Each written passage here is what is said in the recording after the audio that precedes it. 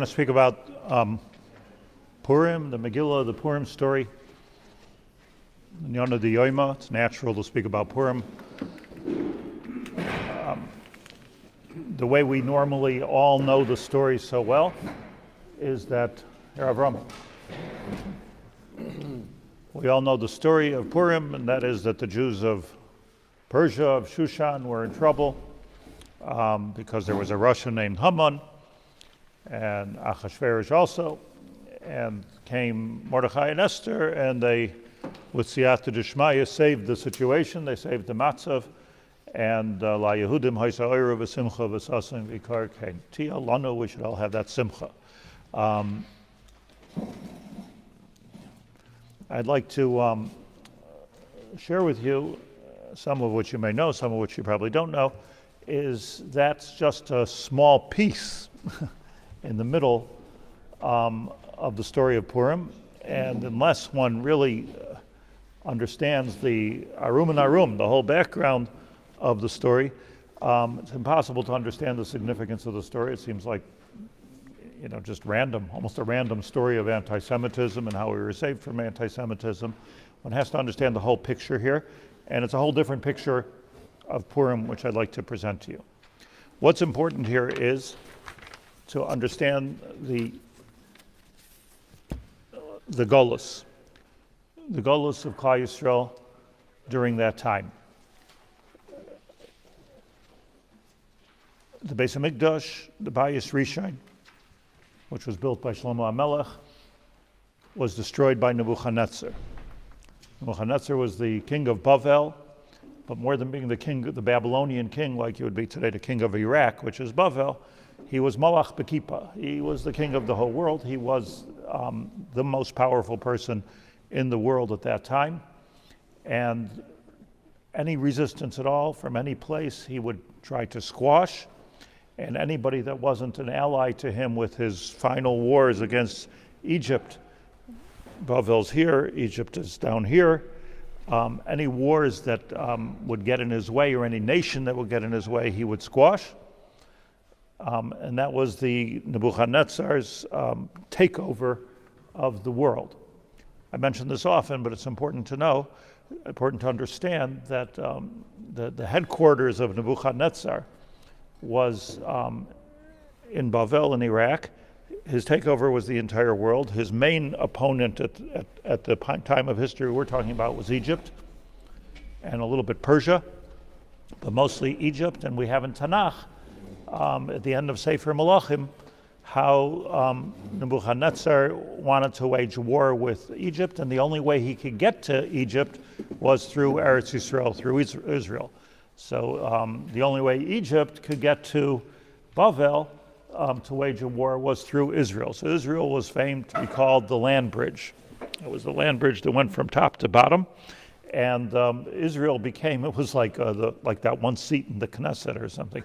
It became that one piece, that one Eretz, a tiny little Eretz Yisrael, which became the political center of the World War, or whatever that was at that time, pre-World War I, the biggest world war probably in history in a certain way, takeover of the entire world, all depended on this little Israel with a relatively small population in Eretz Yisrael.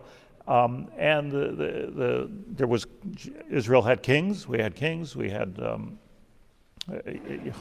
Tzidkiyahu, we had kings, Yoshiyahu, mostly Yoshiyahu at that time. Since the time of Menashe, we had kings, and the kings were feeling that we should side with Egypt, and Yirmiyahu HaNavi, who lived in that time, felt that we should side politically. He was making a political statement. We should side with Bavel, not because he loved Bavel in any way, but because he was they were the stronger, and they were the winner, and for the survival of Eretz Yisrael, we should side with Bavel. This became a big machlokes.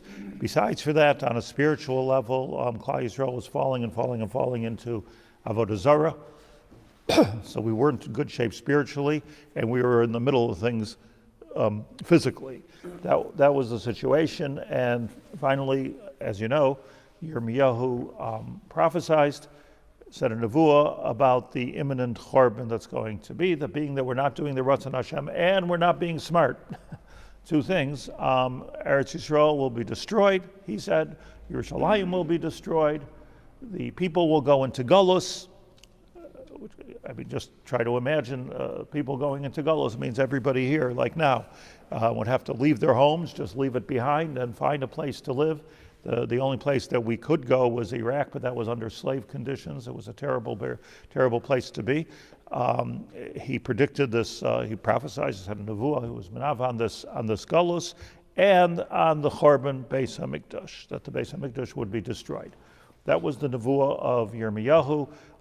People did not take it well.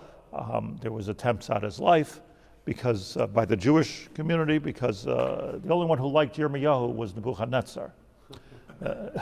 Nebuchadnezzar saw him as an ally. Of course, he wasn't an ally to Nebuchadnezzar, but in fact, Nebuchadnezzar didn't kill him. He didn't even exile him. He went himself eventually to Mitzrayim, and unclear what the end of. So we're talking about now a story, the beginning of the story that we need to know. The beginning of the Purim story was 2,440 years ago, at the time of Nebuchadnezzar. 2,440. I'm going to work in Hebrew years because it's MS, and it's also easier to count instead of counting in minus. It's easier to count. And I just want to give the 1 second preface, and that is that it's very, very unclear. These years from Nebuchadnezzar Melech Bavel through what we'll soon see as the Purim story, through Ezra and Nehemiah and bringing Klal Yisrael back to Eretz Yisrael, very unclear how long was an emperor. Sometimes the Gemara says in Megillah, they would say he was an emperor for a year, really means a half a year. Mishum kavodoi shel hamelech, they would say a year. So we don't know, and there's a lot of discussion about it, but it's not our discussion. That's not what I want to discuss. That's a complicated, very unentertaining topic as to how the years of how Persian years work. But what we do know for sure is that in years of creation, Jewish years, the Chorban Beis HaMikdash that Yirmiyahu prophesied about was in 3,338, famously or infamously known as Shlach, just like Parsha Shlach, which caused the Chorban to begin with, the Meraglim caused the Chorban to begin with, and the year Shlach, let's call it 3,338, and the year 338 was the Chorban of the Beis HaMikdash, no machlokes that I know of. That's an important date, 3,338.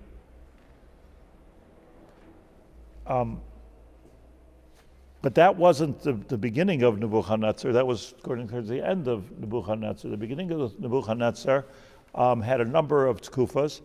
Before 3,038, 19 years earlier, was when the Tsaris really began, in the year Shin Yud Tes. By the way, on the last page of these timelines are the dates. I really urge you to absorb this because it's not the kind of thing that I don't remember. Probably you won't remember it either. It's written. So Shin Yud Tes, which was 19 years before the Chorban Beis HaMikdash, was the Golus, which is called the Golus of Yechanyahu, who was the king in Eretz Yisrael. And in that Golus, that was a terrible Golus for the Jewish people, meaning Nebuchadnezzar, just to understand politically, as far as I understand, politically, eventually he killed probably 1 million Jews. But his strategy was to be mefazer, just to exile the Jews. And by exiling the Jews, they wouldn't have the power. And who did he exile specifically? The Gedolim of the Jews, the kings, the Gedolim, the Tzaddikim, that's who he exiled. And that was the exile, 2019, of Daniel, the Navi Daniel, Hananiah, Mishael, Azariah. The Megillah Esther tells us Mordechai, Asher Hagla Yerushalayim, right? He was Nigla from Yerushalayim during that original Golus, if you will, the first Golus of 3,319. I can't hear. Yeah.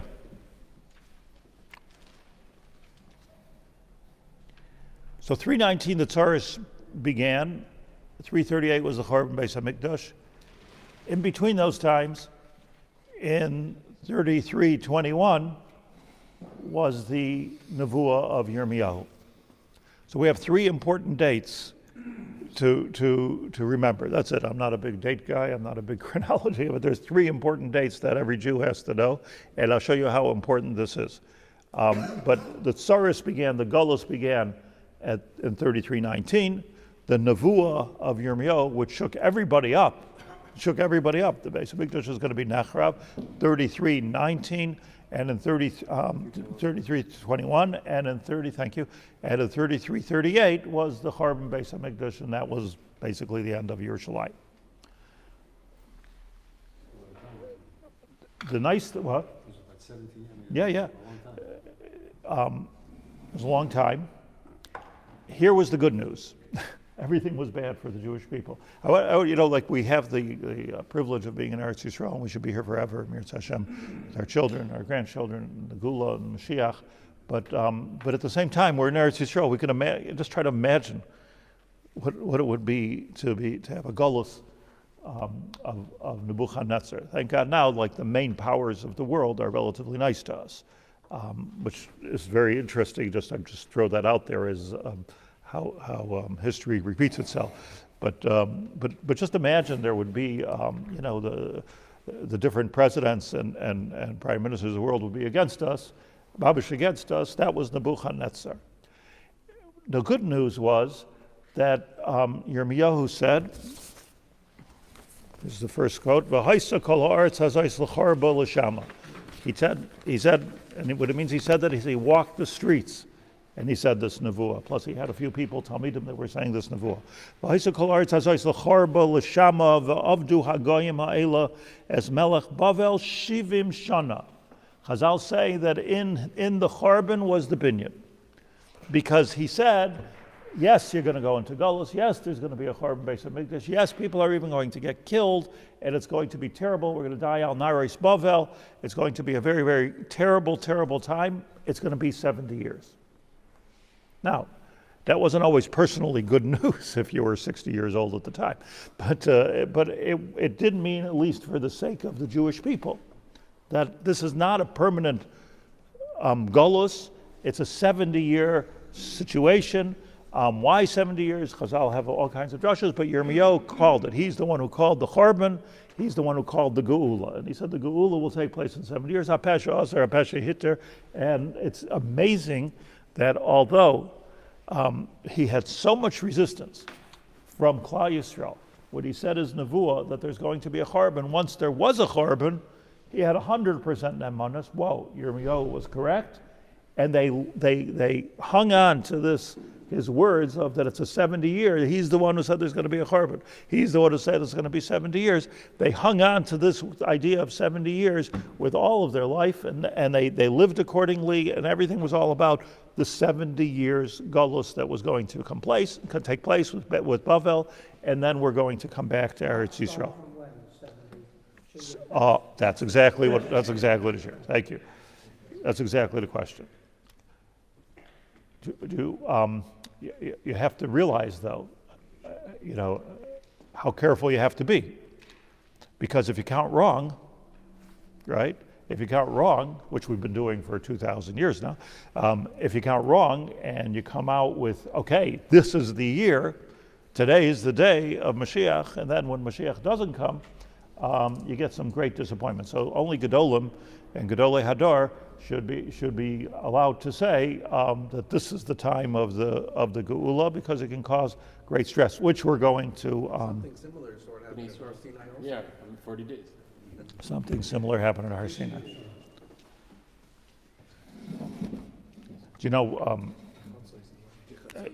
I was just reading about this a couple weeks ago, that in the time of Shabtai Tzvi, fast forward in history, the false Mashiach, I don't know how many gematrias and how many psukim and how many ramazim that were brought that he's the Mashiach. His name is the Mashiach name. The Shabtai was a star that was the Mashiach, and the year was correct. Everything was correct except for it wasn't correct. He wasn't Mashiach. So you have to watch these false messiahs. Also, in the time of Christianity, with the birth of Christianity, it was all a story about a false Mashiach. So you have to be careful. What happens? Shin Pei Tes, which would have been 70 years from the beginning of the Tsaris of Nebuchadnezzar. You keep track of the times with your timeline. Shin Pei Tes, 3089. Nebuchadnezzar died. Belshazzar, his son, and some say his grandson, it's not clear in the Psukim, became the Melech Bavel.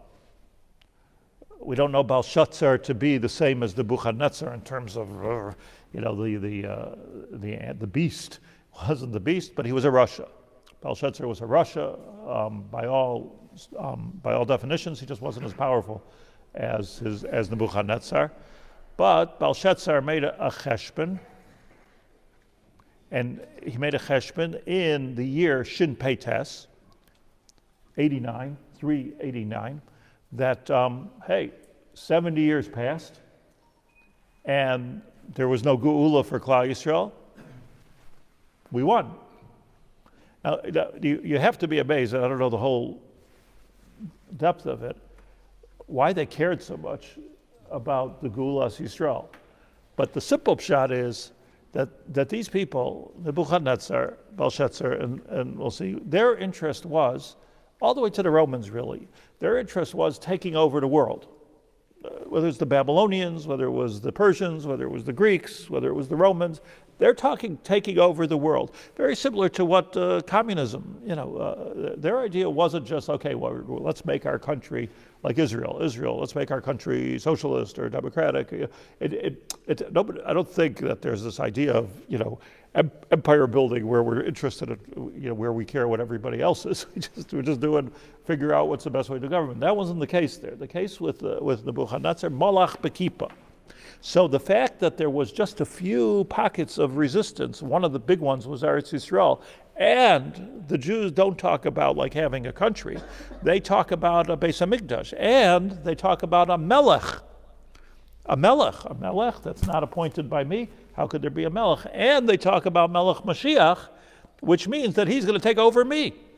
So not only is it just going to be a resistance, and they were worried about this, particularly because of Yirmiyahu, because Yirmiyahu was like central, and then after him Daniel, central to the whole Pachad HaGoyim, because since Yirmiyahu said there was a Chorban and there was a Chorban, and Yirmiyahu said that 70 years there's going to be a Geula, they were convinced that Yirmiyahu was correct. So Belshazzar, Melech Bavel, waits 70 years. He's holding his breath for the couple of years that he was the Melech.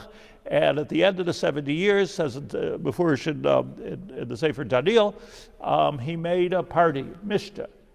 Very similar, if not exactly similar, to everything you know about the party about Achashverosh, Sudas Achashverosh B'Zmanoi, which was more than just good food. He made a Suda, and he made a Suda for everyone.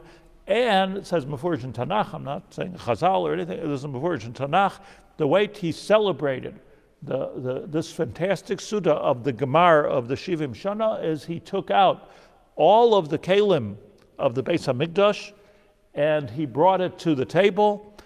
The Kalim that he had were, let's make it clear over here, he didn't have the Aron Kodesh according to Chazal because Yoshio took the Aron Kodesh and buried it in Yerushalayim, and that's where it is till today. I'm not sure about the menorah at that time, but he had many, many kelim of the Beis HaMikdash, v'chelim mikelim shoinim, like different types of kelim. He put them on the table, and with a total act of chutzpah and sacrilege, fed off it, used it as serving trays. Kelim of the Beis HaMikdash, Kodesh Kodashim. What was the nakuda of taking the kelim of the Beis HaMikdash, dafka? It wasn't just like, the nice kelim, like let's take out the fine china. He took out the kelim of the Beis HaMikdash because the kelim, by taking that out, he was able to demonstrate that, look how nothing happens. Like, in other words, there is no geula for Klal Yisrael. He didn't take them out for breakfast every morning. He was worried about the nevuah of Yirmiyahu. But at 70 years, he took out the kelim of the Beis HaMikdash, and that was his statement, his rebellion. That was the kelim and kelim shayim. Says the Navi, the stories in the Navi. Look at the third source, Daniel Hay. Now this is in English because it's very difficult to understand. what happened here. But the story is, right, what happened was that Belshazzar at this Suda, at the Suda that he made with thousands of people, apparently, it was like a Große Chasana.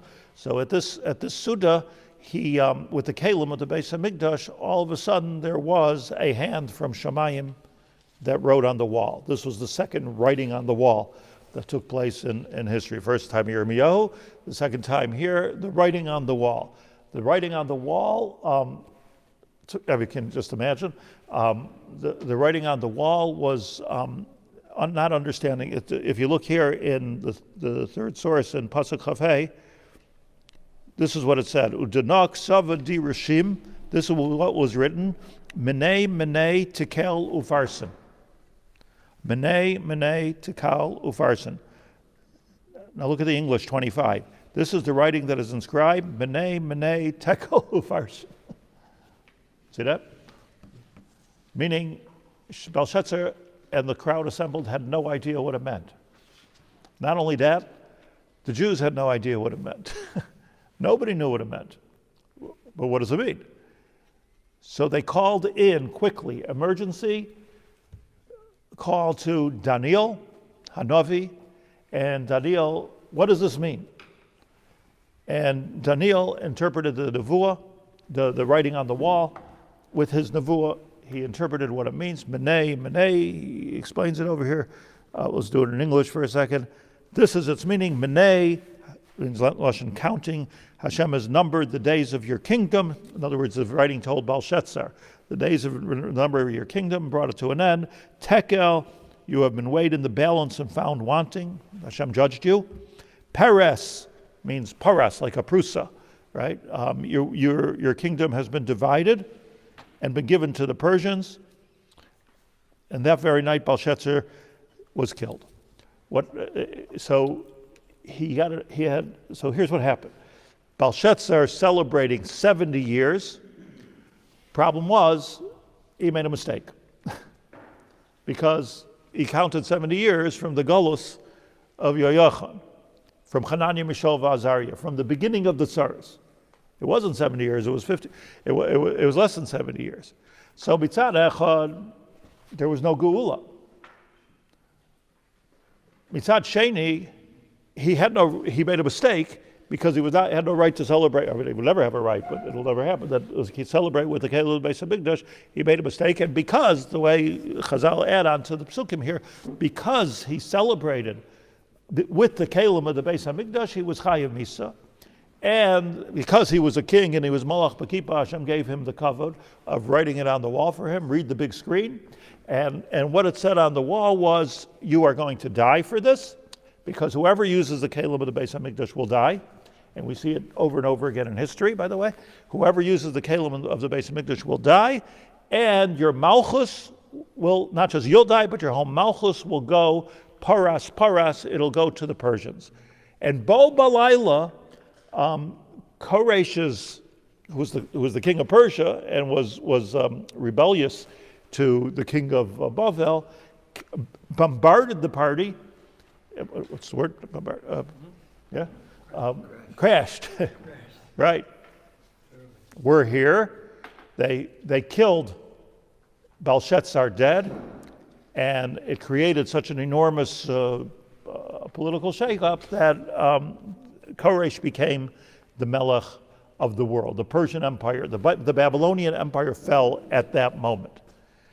And he died, but don't forget there's two dinim here. One din is that he died because he died. Good news. He died because he used the Kelim of the Beis HaMikdash. Another thing was there was no Geula. So good news, bad news. How do we know we're better off with the Persians than we are with the Babylonians? Well, we do see, or this was, I guess, some type of a kind of a chizuk for Klal Yisrael, that the story of the Kelim, the story of the writing on the wall, the story of the takeover, Bo Balayla, Chazal say, but Shabashim from the Psukim, one right after the other. The next thing that happens is Koresh crashes the party, or his army crashes the party and takes over, and everybody became a Persian.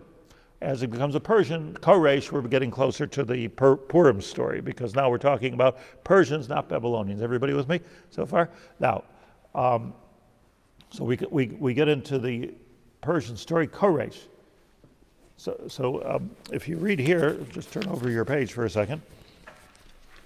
Book of Ezra starts off, Sefer Ezra, which is the Sefer, and this is a lot of confusion around this, so hear me carefully. The Sefer Ezra, which talks about the return from Galus, that's what the Sefer is about. Sefer Ezra is about how Ezra led the return from Galus. Not so pashut, because here's how it starts. Bishnas achas lekoresh melech paras, which was Shin Peites. In this year of Koresh, look what happens. Dvar Hashem, lichlois Dvar Hashem mipi Yirmiyahu, which was the end of the time that Yirmiyahu spoke about, the 70 years, or so they thought. By the way, it wasn't just Belshazzar that made a mistake. Daniel made a mistake. Chazal point out that Daniel made a mistake, because if you look, let me just go back to this for a second. If you look at the Psukim of Daniel, he says, Binoisi Basfarim, he says, Mefurish, that I looked into the Svarim, he was a Talmud of Yirmiyahu. I know what Yirmiyahu said. I'm telling you, we're in the time of Geula now. Belshazzar had it wrong. But who's got it right? Koresh has it right. And Koresh comes along. Imagine this happening today, and it's so easy to imagine because it happens today. Bishnas achas lekoresh melech paras lichlois dvar Hashem mipi Yirmiyahu, where Chazal say he thought was the end of the 70 years that Yirmiyahu spoke about. Heir Hashem esrach Koresh melech paras. Koresh has a nevuah. The guy. Koresh has the Dvar Hashem comes to him. He has some type of a vision from Hashem, and that what was it? V'yaver kol b'chol malchusay, and he put out an edict in the entire Malchus Paras, which meant the world, the whole world. V'gam b'michtav, and he wrote it. Lamor, and this is what he said: Ko Omar Koresh Melech Paras. This is what Koresh Melech Paras says. Kol mamlechos haaretz nasan li Hashem Elikei Hashemayim. God has given me the entire world. I am the king of the world. V'hu pakad olai, and he commands me, livnois loy bayis b'Yerushalayim. You imagine? Koresh comes along. I'm the king of the world. I'm going to go against Nebuchadnezzar, who destroyed Yerushalayim. I'm going to make Jerusalem the capital. And what? Yeah. Move the embassy, for sure. It is for sure the case. Why? Because he gives the Hakdama. I'm the king of the world. And he said, build me a house in Yerushalayim. How did he see it? Leave those like Bais Yerushalayim, Asher b'Yehuda. Mi b'chem b'chol amo yelekav imoy v'yal Yerushalayim Asher b'Yehuda. If you're Jewish, go to Yerushalayim now. The gates are open. The gates are open here. The gates are open there. Let's rebuild Yerushalayim. Vayiven Bais Hashem, Vayal Yerushalayim Asher b'Yehuda, Vayiven Bais Hashem. Let all the Jews come and build the house of Hashem Elikei Yisrael, Hu Ha'Elikim Asher b'Yerushalayim. Hashem, who is the God. What sweet words to hear from the King of the world. The problem was, and this is what people get to read the first part of this because it's in Hebrew. Afterwards it switches to Aramaic, so we lose a little bit of concentration. There was a return to Yerushalayim from Bavel and from those Jews that were in Persia. And if you look here, you have it here, I don't know, in Bais, Parak Bais, Eila b'deina medinois ha'eila mishvi ha'goyla, asher hagla Nebuchadnezzar, Ezra Bais. Take a look at the people that came back. This is the names of the people that came back from Golus of Nebuchadnezzar to Yerushalayim. Beautiful, beautiful. V'yashuva Yerushalayim, v'Yehudi shli'yaroi, asher bolim Zerubbabel, and they came Zerubbabel, like Zeru, Bavel. Yeshua was one name. Nehemiah is a name that we know. Sroya, Realia, Mordechai Bilshan. Mordechai Bilshan, Chazal say, was Mordechai HaYehudi.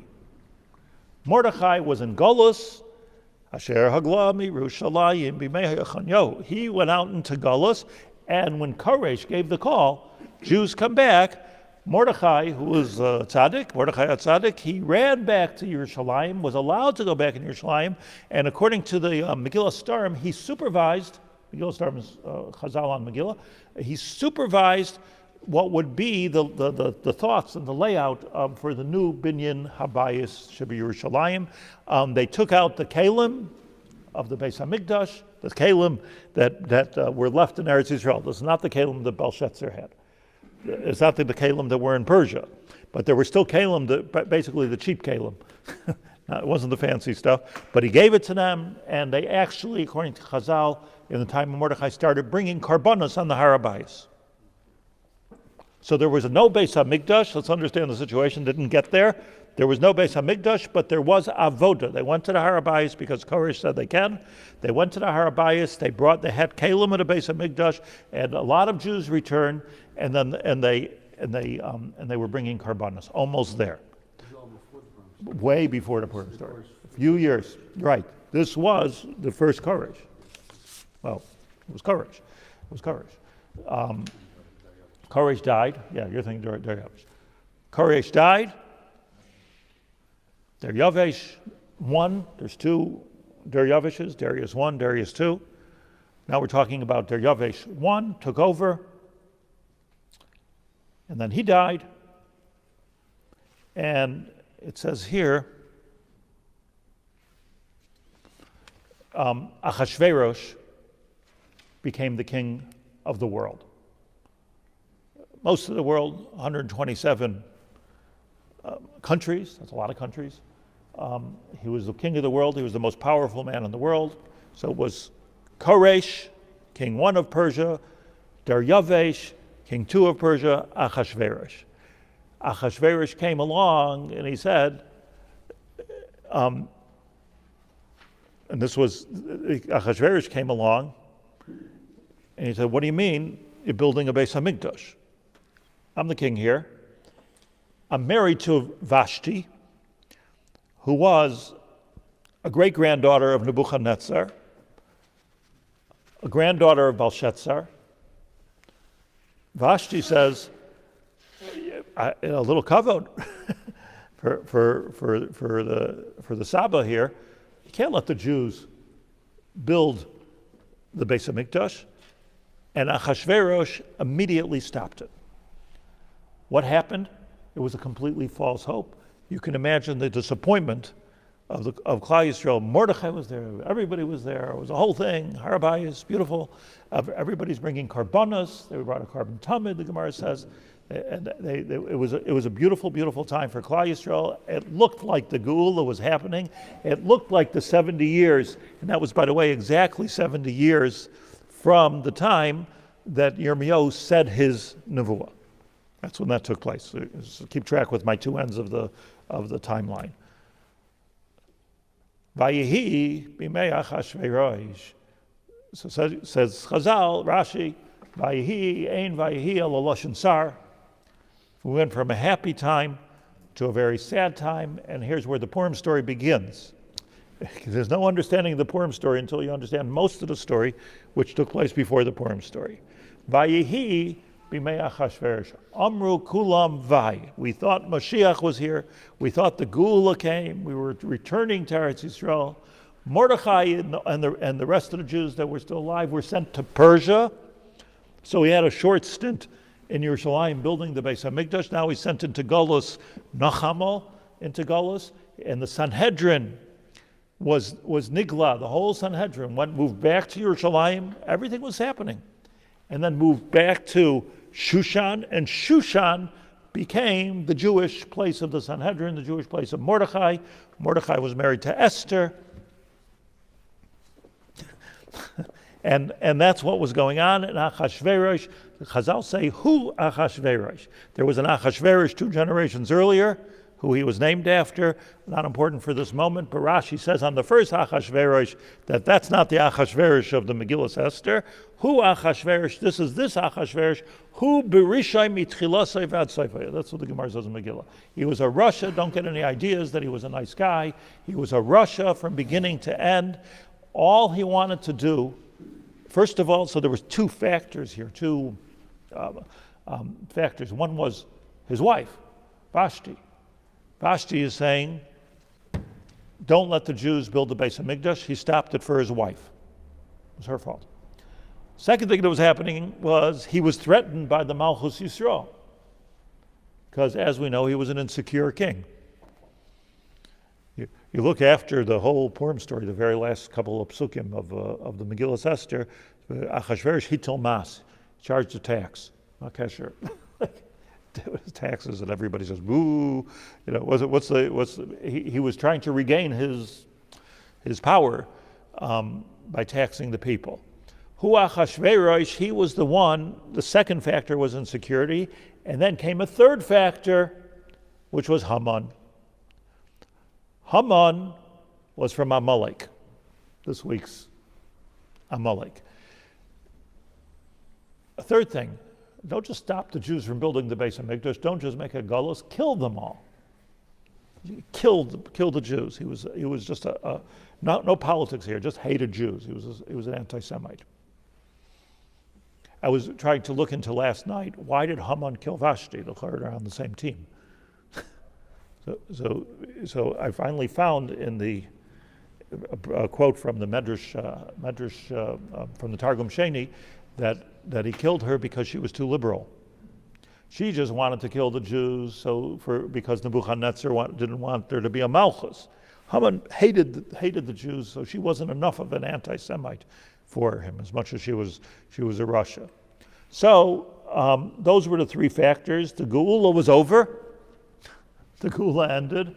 The Geula started again, and we all said, Vayehi b'mei Achashverosh. Yeah. You say that, in a sense, Vashti opened the door for Haman. You mean that had this program, if not Vashti? Min hashamayim. Yeah, and from the program standpoint, she had to go because she would start this whole thing. It could be. It's it's a little bit. There's some of it. I'm trying to stick with what we know. So what we know is that she was killed. Higdil is Haman. I'm not going to go through the whole story, which we can go through every pasuk, and we probably should learn more about Purim before Purim.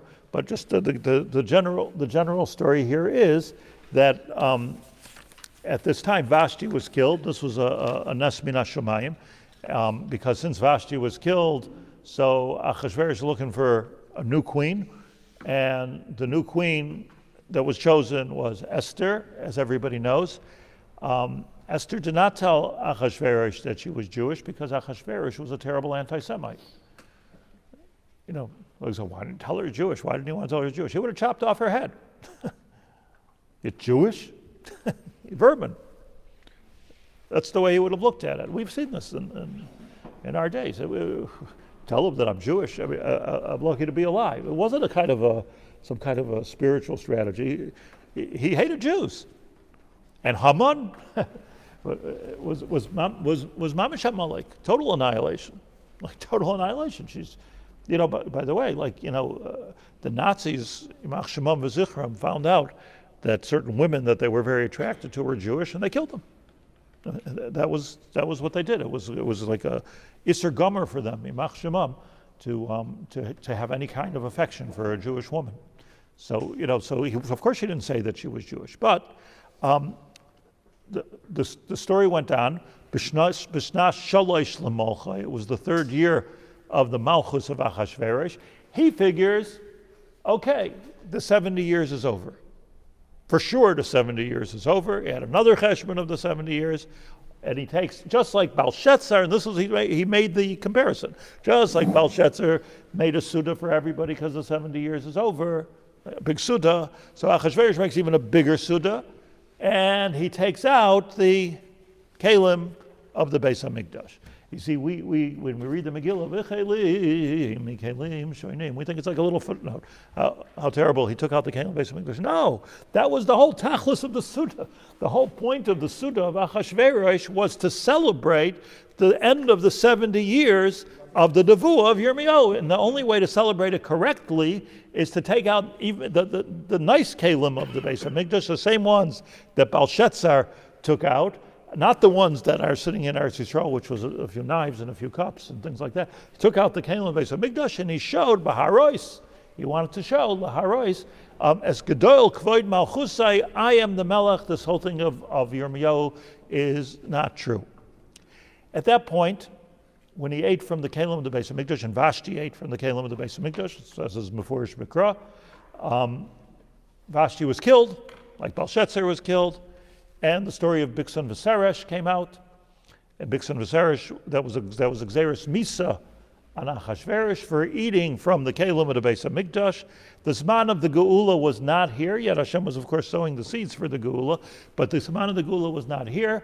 Mordechai, in his Nevuah, said, when he heard about the Bixen Viseresh situation and the assassination attempt on Achashverosh, he understood that Mitzad Echad, this is all in Chazal, Mitzad Echad, let him drop dead. Mitzad Sheni, he can be the key to the Geula. And this was Mordechai's thinking, so he saved him, and he saved him, and he got onto the good records of Achashverosh. He was an activist for Jews, Mordechai. He was known. He was not ashamed of it. He was right out there. Achashverosh didn't like him. Haman certainly hated him. And he had Hakaras HaTov, Nadad Ashnas HaMelech, he had Hakaras HaTov to Mordechai HaYehudi, and he didn't know what to do because he didn't want the Hakaras HaTov to extend to building the Beis HaMikdash and ending the Golus. He knew that's what Mordechai's going to ask for. So what did he do? He gave him a horse. He asked Haman, what should I do? See, it's a different story. What should I do with Mordechai? I have a Hakaras HaTov to him. Apparently, I read someplace that it was a Persian. Hakaras HaTov was a big thing by the Persians. I don't know if it still lasts till the Iranians today, but this is it. This is the Iranians. This is what we're talking about, Persian, Iranians. So Haman said, give them a lot of covet. That's all. You don't have to like let the Jews build the Beis HaMikdash. Just give them a lot of covet. So he did. He gave him a lot of covet, and that was a decoy of building the Beis HaMikdash. Interestingly, and I rush, Esther. Achashverosh says to Esther, and even at that time, Achashverosh knew that Esther was associated with Mordechai. That was clear. And Mordechai was talking to her all the time. So he said to Esther, Ma bakashasech, what is it do you want? Ad chatzi hamalchus batehas. So we look at it, what a romantic statement, right? Ad chatzi hamalchus, it's half years. So the Gemara, Megillah, chatzi hamalchus v'loi kol hamalchus. Yes, Chatziyam, I think I have the Gemara here. Yes.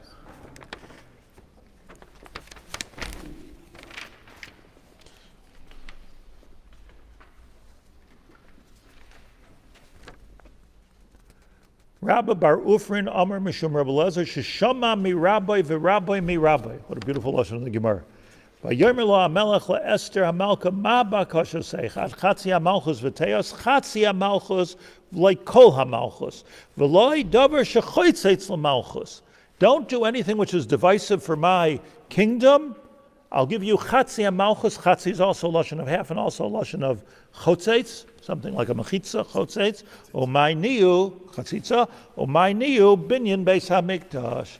Don't go asking me now to build the Beis HaMikdash. So yes, Esther, I love you, and you're the most beautiful woman in the world, and you'll be my queen, and I'll give you everything that you need, everything you can imagine. But ad chatzi hamalchus, don't ask me for Yerushalayim.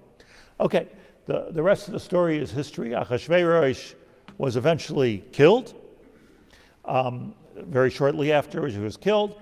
Daryavesh too was the son of Esther and Achashverosh, but now Achashverosh wasn't here. Haman was killed, and I'd really like if you'll allow me to continue on Sunday with the real background over here of Haman. Time's over. But Daryavesh became the king of Persia.